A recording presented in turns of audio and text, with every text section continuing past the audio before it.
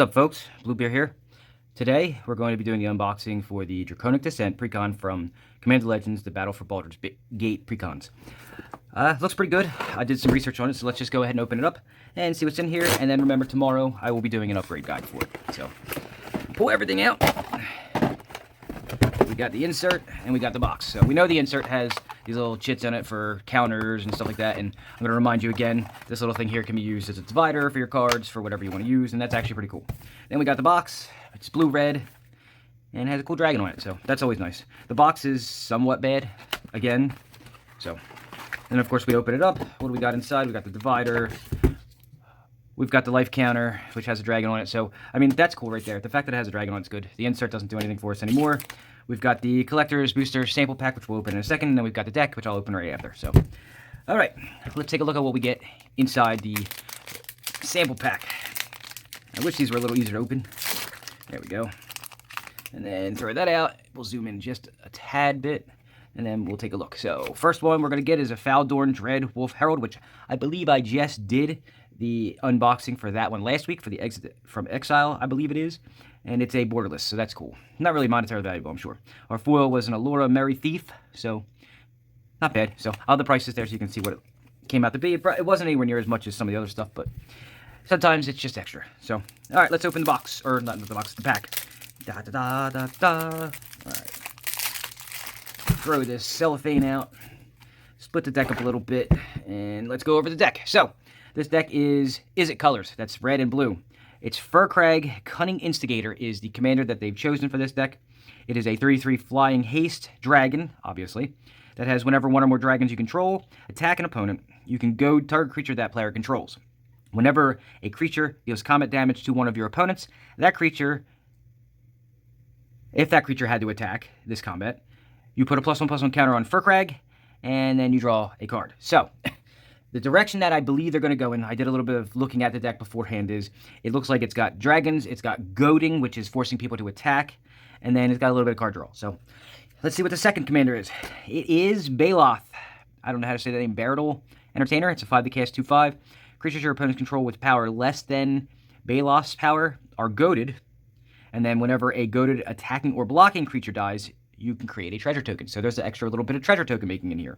And then, of course, you can choose a background, and the one they gave us was Clan Crafter, which gives your commander creatures you control the ability of paying 2 and sacrificing an artifact, which obviously they're going to use for the treasure tokens, and then put a +1/+1 counter on this creature and draw a card. So, not bad, not bad. All right, let's see what the rest of the deck has.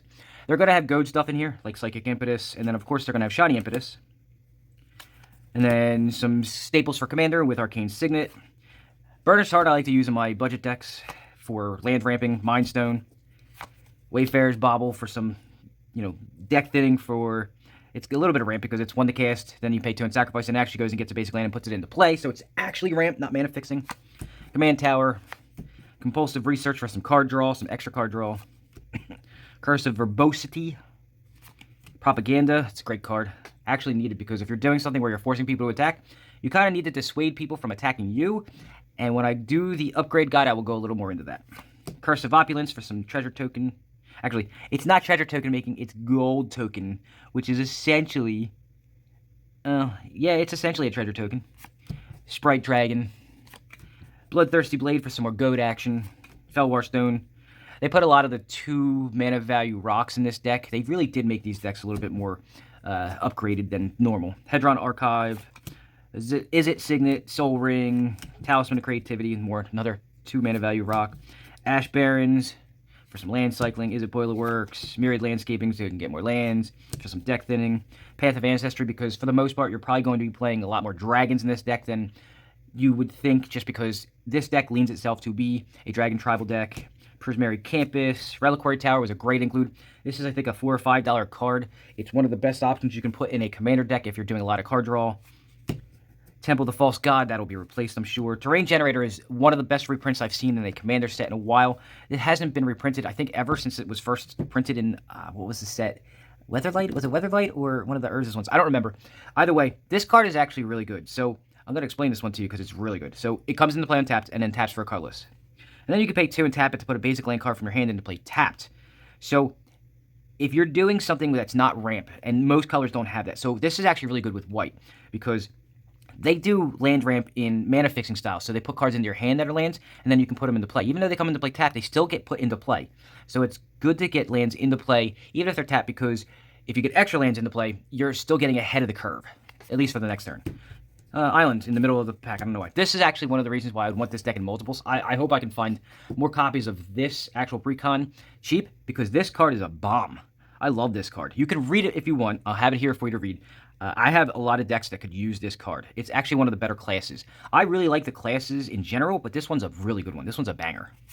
Astral Dragon, so we're going to start going into Dragon Tribal a little bit. Mocking Doppelganger. I mean, it's a shapeshifter, but when it comes into play, it'll become something you already in play. Is it in play? Copy of the creature and opponent controls. Oh, so it might not even be a dragon. Alright, well, if your opponents have a dragon, it will be. Bothersome Quasit. Okay, it's a demon. Go to creatures you control. So it deals with Goad. Death Kiss is a beholder. I like beholders as far as the lore goes. I love the way that they look. Loot Dispute. It's not actually like... Here's the weird thing. Looting in Magic usually means to discard a card to draw a card, and this doesn't do that. Let me see. It's weird that it was called Loot Dispute without that. I understand why it's called Loot Dispute, but... Alright, Spectacular Showdown. Aether Gale for some protection. Angler Turtle. It's actually, I like the ability here. With a forced attack, this card's actually really good. Curse of the Swine for some, removal. Dissipation Field, it's kind of removal. It helps to dissuade your opponent from attacking you if you're not goading, because goading makes it so that you have to attack somebody but you. And then if you force an attack, they can choose you. So Dissipation Field, it's helpful for dissuading people from coming after you. Domineering Will. Kiga, the Tide Star. Midnight Clock. Pursued Whale. Alright. Reigns of Power. This one hasn't been reprinted. I think this was in...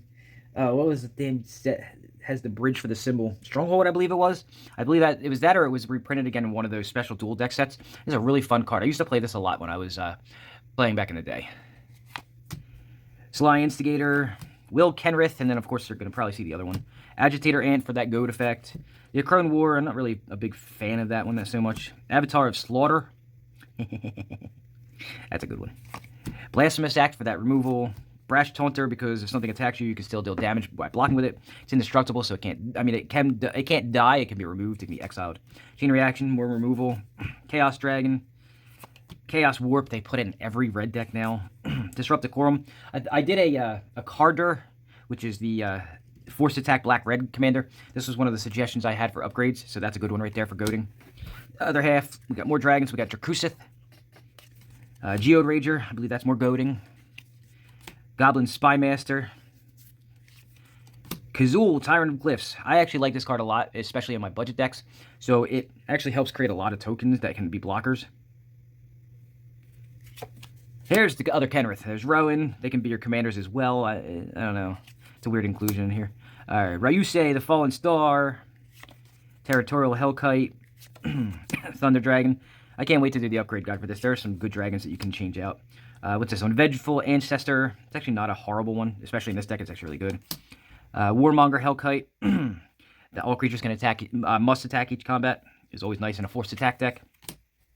Niv-Mizzet Perrin. We'll talk about that one on the upgrade guide. Dragon's Horde. I mean, just because it's a dragon deck doesn't mean that necessarily you need to add every dragon card. Sadbot or Solemn Simulacrum. Steel Hellkite. Stuffy Doll. That's the same thing as the Brash Taunter. It's indestructible, and when it takes damage, it deals it back. And it's actually, not that bad. There's some combos with this. I don't have them on hand to tell you what they are, but there are some cool combos with that. Castle Vantress. This is something that I suggest in a lot of decks as far as upgrades go. Setting up your draws by scrying through is actually pretty good in a lot of decks, especially with blue. Desolate Lighthouse, draw a card, discard a card for the Izzet colors. Kirkkeep, weird inclusion here. As much as I have said over the years that this card needs a reprint, horribly, I don't know if this was the deck. I understand that kobolds go well with dragons.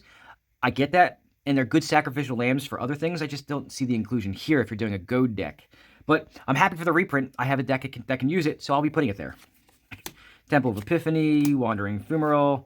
It looks like we're going to hit the islands and then the mountains right after. Then we're going to hit the Thick Boy, Fur Crag, Cunning Instigator. As you can see, he's a little bit thicker than the rest of the cards. And then we've got the tokens. We got the initiative, and it has the Undercity on the back. Pirate tokens, I'll turn them around in a second. Boars, kobolds of the Kirkkeep. This is awesome. Oh my god, that's awesome. I didn't even think that we were going to get kobold tokens. That's great. Gold tokens, because, you know, why put treasure tokens in here? And then the Rowan and Will Kenrith emblems, obviously. And then let's turn them around. There's got to be some treasure tokens here. We've got copy tokens, dragon tokens. There they are. Treasure token, ogres and goblins galore, and that's what we got in the box. So, I mean, it's a fun-looking deck. I have to do a little bit of testing on it because I do think Baldur Doomscourge would be a better fit for the force attack, but I mean, it's a little different. Taking the black out and putting blue in and giving it a dragon tribal theme might be better. So I need a little bit more testing with it, but it looks like a very fun deck. So tomorrow, join me for the actual upgrade guide for this. I have some changes I have to make to it because while I did look a little bit at the list, I didn't go over it with a fine-tooth comb. So there are some suggestions that I added to my list that are actually in the deck, so I got to make some changes. But tomorrow, I will have it ready for you. Be there for it. Watch it. Join me for that. That's what I got for you today. See you tomorrow. If you have any comments, questions, or concerns, or just want to talk about the deck or any of the other decks and videos that I create, you can go ahead and contact me at bluebearsgames.online on Facebook. You can email me at bluebearsgames@gmail.com, and I'll get back to you when I have an opportunity. Or you can leave a comment in the section below, and I'll get back to you in that way. And then if you want to talk further after that, you can go ahead and contact me one of the other two ways. On top of that, if you're looking to help support the channel, there are a couple ways you can do so. The first way is actually just out of generosity. You can go ahead and do some donations to me. And the way you can do that is through PayPal at paypal.me/BlueBearsGames, at Venmo at BlueBearsGames, or through Cash App at $BlueBearsGames. The second way that you could help support the channel, this one actually gets you something for your money. You can go ahead and take a look at all the decks that I've made, and you can make a purchase of 1 or 2, or maybe even 5. I have 60-card decks available for sale, and I also have Commander decks available for sale. So if you're looking at them, you can go ahead and take a look at any of my stuff on the Facebook page or through the Facebook Marketplace. They're all available there. You can see the logo that you need to look for, and all those are available for purchase. You can contact me at any time, and we'll go ahead and talk about how you can acquire one of those. And the last option is the freest of the 3 options. You can do me the favor of subscribing to the channel if you haven't done so already. That way, when I get to my 1,000 subscribers and 4,000 watch hours, somebody else will be paying for the bill. You can also like the video. Apparently, the analytics show that the more people who like your video, the more viewed it gets. So that would help me as well. Or you can share it out on your social medias, whatever one you have, and other people will eventually start subscribing and watching more videos. So all 3 options are great and will help support the channel.